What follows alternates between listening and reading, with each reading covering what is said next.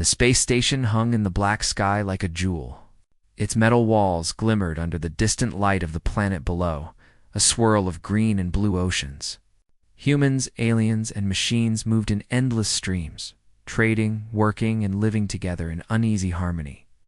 It was a place where cleverness mattered more than strength, where survival depended on quick thinking, and where a kind heart could make more difference than a powerful arm. Lyra ran through the crowded corridors, her glowing markings flickering nervously across her pale skin. She had nowhere to go. Her stepmother, a proud alien with sharp horns and an icy gaze, had thrown her out without warning. Lyra's father was gone on a distant world, and her stepmother had long despised her imperfections. Now, the young alien was alone, scared and desperate. She dodged merchants and workers, ducked under automated cleaning drones, and prayed she would not be stopped by security officers who might return her to her stepmother. Her stomach ached, not just from hunger, but from fear. She tried to remember the lessons her father had taught her to stay calm, to think clearly, to rely on intelligence rather than brute force, but fear made her clumsy. Her glowing markings shifted from soft blue to deep crimson, betraying the turmoil inside. Lyra was not strong, not fast, but she had something else. A hope that someone, anyone, might see her as more than just a child to be discarded. Through a narrow passage, she stumbled upon a small human quarters block. Humans lived modestly here, far from the grandeur of the alien families. One door was slightly ajar, and she peeked inside. The room was small but orderly, filled with mechanical parts, tools, and a few personal items. And there he was, Ethan. Ethan was a human, middle-aged, with kind eyes and a calm demeanor. He was working on a small hover device, twisting wires and muttering to himself in soft tones. Lyra froze. Could she trust him? Her markings shimmered uncertainly. Finally, gathering all her courage, she stepped inside. Please, she whispered. Her voice was barely audible, trembling. Please, I have nowhere to go. Be my dad. I won't misbehave. I just need a home. Ethan looked up, startled. A small, glowing alien girl, no taller than a human child, was standing in his doorway. Her eyes were wide, filled with fear and hope at the same time. He blinked, unsure if he had imagined it. Wait, he said carefully. I don't even know you.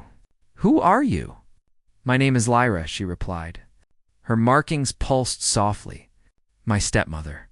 She threw me out. I have nowhere else to go. I just need someone. Someone who will care for me. Ethan set down his tools, his mind racing. Humans were not supposed to adopt alien children, at least not without paperwork, council approval, and a lot of regulations. And yet he looked at her small, trembling frame, the fear and innocence written on her face. Something stirred in him that he could not ignore. I don't know if I can, he admitted. I've never been a dad. I'm not sure how. I'll be good, she pleaded. I'll listen.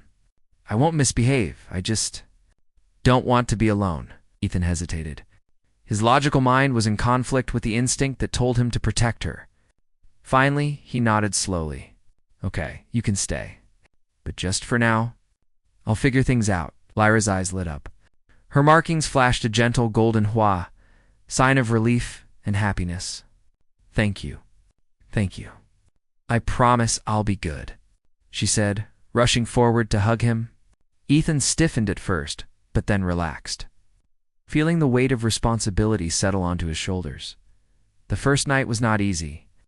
Lyra struggled with human food, her stomach rejecting the bland rations he offered. She fumbled with utensils, accidentally knocking over cups and plates. Ethan watched patiently, gently guiding her. Slowly, he said, It's okay. You'll get used to it. They sat together on the small table, Lyra nibbling at a soft bread roll while Ethan quietly repaired a damaged hover drone. Around them, the station hummed with life, indifferent to their small, intimate moment. You know, Ethan said softly, humans aren't very strong. We don't have claws, or wings, or glowing skin like you, but we survive by thinking, by using our brains. Lyra looked up. her eyes curious. "Do you think humans are clever?" Ethan smiled faintly. "We have to be. Otherwise, we wouldn't last long out here. We're not the strongest, but we can make tools, solve problems, and sometimes help others."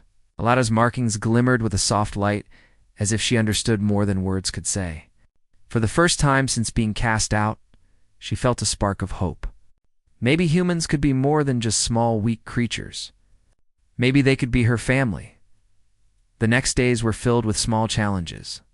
Lyra tried to adapt to human routines, waking up early, cleaning her quarters, learning simple human etiquette.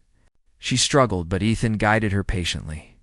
Each day she grew a little more confident, her markings stabilizing to gentle blues and soft greens, but trouble was never far. The station was small, and news traveled quickly. Rumors spread about the human harboring an alien child. Some aliens whispered behind his back, questioning his judgment. Others envied his courage, or at least his willingness to act when others would turn away. And Lyra's stepmother was not idle. From her luxurious chambers orbiting a nearby moon, she dispatched agents to track Lyra. They searched every corner of the station, scanning for her unique markings. Lyra sensed the danger, her markings flickering with anxious red pulses. But Ethan reassured her. "I'll keep you safe," he said firmly. "No one is taking you back there. Not while I'm around." Lyra clung to his words, her faith in him growing. She had never known such protection, such care. Her stepmother had demanded obedience, but Ethan offered understanding, patience, and trust. She began to realize that family was not just blood or wealthy, was protection, guidance, and love. One evening, as the twin suns of the distant planet set beyond the station's transparent walls, Lyra asked, "Do you think humans are really clever?" Ethan chuckled softly. "We try to be. Sometimes it works, sometimes it doesn't, but we never give up." Lyra smiled faintly, her markings glowing with a soft golden light. She wanted to believe that humans could be her family, that cleverness and kindness could outweigh strength and cruelty. In that moment, she felt safe for the first time in her life. The stepmother's agents grew closer with each passing day. Lyra felt their presence like a shadow, making her nervous. Ethan, aware of the threat, began planning precautions, strengthening locks, creating decoys, and teaching Lyra to hide when necessary. "Humans survive by thinking," he reminded her one night. "We're not the strongest, but we can be clever. And cleverness can save us." Lyra nodded, absorbing every word. She wanted to be clever too, to help protect herself and Ethan, her new dad. For the first time, she felt hope and determination coexisting with fear as Part 1 closes. Lyra and Ethan settle in for the night, the station quiet except for the distant hum of ships and machinery. Outside, shadows shift, hinting at the approach of the stepmother's agents. Inside, a bond forms between human and alien, forged in trust, courage, and the fragile beginnings of a family. Tomorrow would bring new challenges. But for now, Lyra finally feels safe. She has a home. And with Ethan by her side, she begins to believe that humans, small, weak, clever humans, might just be strong enough to protect her from the dangers that lie ahead. The space station never truly slept. Even at night, lights flickered in corridors. Hovercarts hummed along narrow lanes and distant ships docked with metallic clanks. Lyra lay on the small cot in Ethan's quarters, staring at the ceiling. Her markings glowed softly, a pale gold that mirrored her cautious hope. She had a home now. But fear still lingered. Her stepmother would not give up so easily. Ethan worked quietly at his workbench, assembling a compact device. His brow furrowed as he adjusted a sensor, but he kept one eye on Lyra. He knew her fear was real. The agents of her stepmother could arrive at any moment, and they were clever and relentless. Humans might be physically weak, but they had their own weapons, brains, intuition, and the ability to think 2 steps ahead. "Ethan," Lyra whispered, sitting up, "do you think she'll find us?" Ethan paused and looked at her. "Maybe," he said honestly, "but we'll be ready." Cleverness isn't about hiding forever. It's about using what you have to stay one step ahead. Lyra nodded, absorbing his words. She had learned from her own culture that trust was earned slowly, but with Ethan, trust seemed natural. He had not judged her for being different, for being weaker, for being an outcast. Instead, he had offered her protection, patience, and understanding. That made her feel more powerful than any physical strength could. The following day, Ethan put his plan into action. He started by reinforcing their quarters. Simple locks were upgraded with makeshift security measures. Doors were reinforced with lightweight alloys. Sensors were installed to detect any approaching threats. Lyra helped, learning quickly. She moved with surprising agility. Using her natural grace to place devices in spots Ethan would have missed. "You're clever," Ethan said, noticing her instinctive solutions. "Humans like to think they're smart, but sometimes you're smarter than us." Lyra's markings shimmered in response, a mix of pride and happiness. "I learned from watching you," she said. "You think differently. You don't just act or think," Ethan smiled. "Good, that's how we survive. Not by brute strength, but by being clever. Humans might be small, but cleverness counts for more than size or power." The station buzzed with activity, but their little quarters felt like a separate world, a haven of strategy and quiet planning. Ethan and Lyra talked about everything: human customs, alien traditions, the differences in how each species viewed family. Lyra shared memories of her father, her mother, and the cruel stepmother. Each story made Ethan more determined to protect her. Then, the shadows arrived. Lyra's markings pulsed red as she sensed them before Ethan even heard the approaching footsteps. The stepmother's agents had finally tracked her to their quarters. Ethan moved swiftly, signaling Lyra to stay behind the reinforced door. The agents arrived, humanoid, but clearly alien, with sleek armor and scanning devices. "We are here for Lyra," one announced. "Return her to her family immediately, or face consequences." Ethan stepped forward calmly, though his heart raced. "Lyra isn't going anywhere," he said. "She is safe here, and I will protect her." The agents exchanged a glance, clearly expecting resistance. Ethan didn't panic. Instead, he reached into his workbench and pressed a small device. A pulse of light flashed, temporarily disabling the agent's scanners. Confused, they tried to recalibrate. But Ethan used the moment to guide Lyra to a hidden passage he had prepared. "Follow me," he whispered. "Stay close, and don't make a sound." Lyra moved silently, her markings dimmed to a soft green to avoid detection. She marveled at Ethan's calmness, the way he thought ahead and used tools in unexpected ways. Humans might be physically weaker, but in ingenuity, they were unmatched. The agents regained their composure and pursued them, but Ethan's preparations slowed them.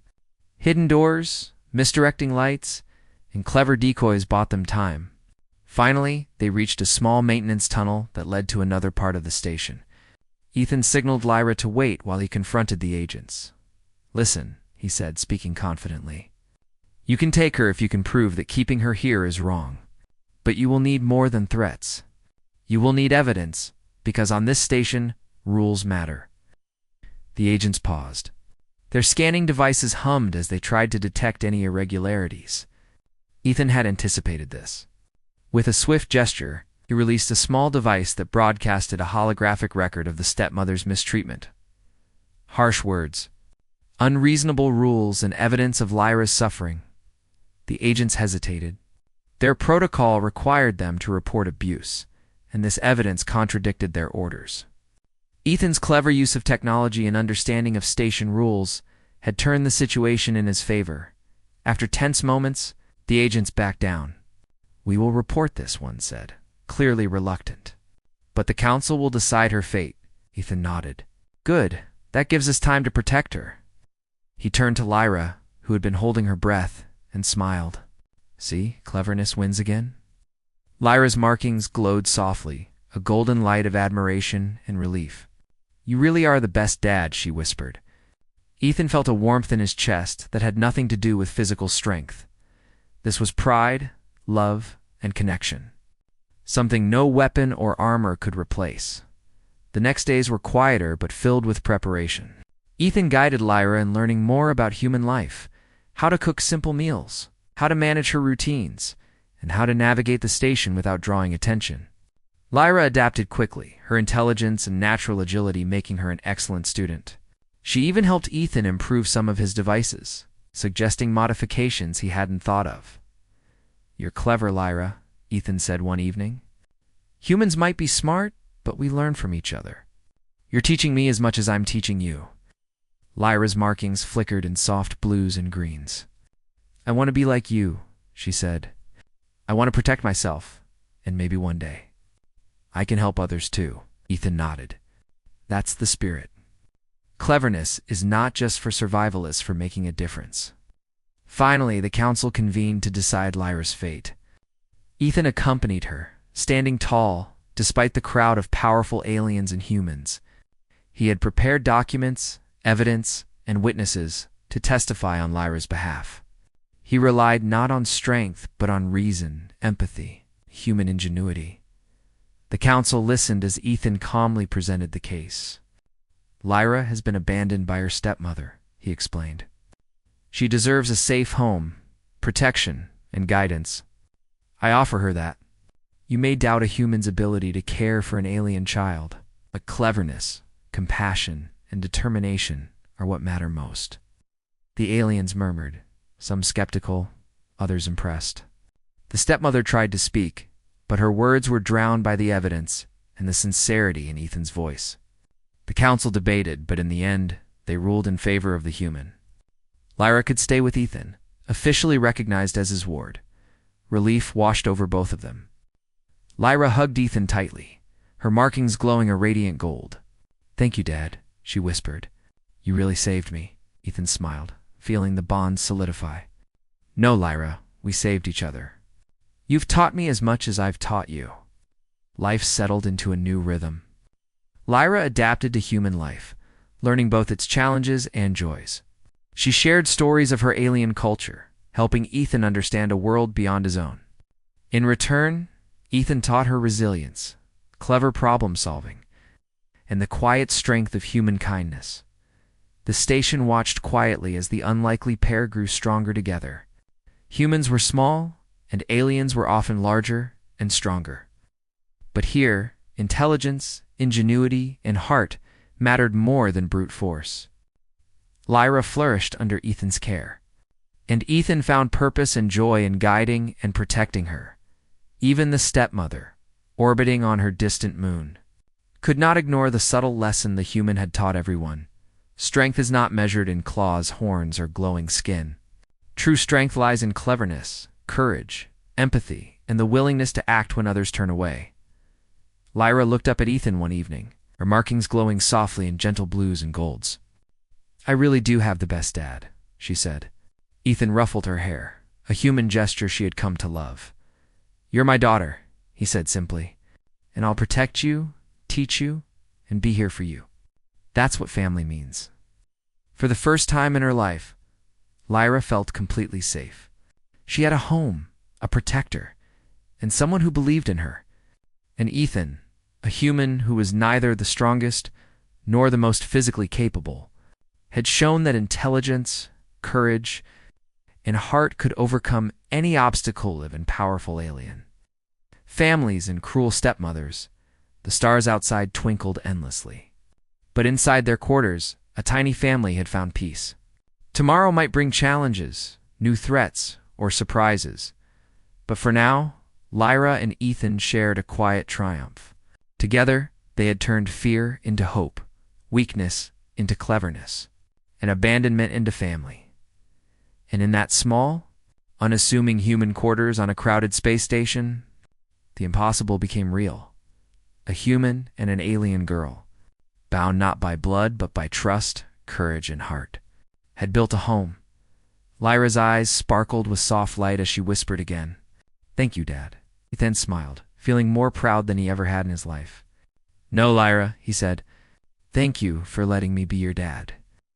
Outside, the stars stretched endlessly across the void. But inside, cleverness, empathy, and love lit their world brighter than any sun.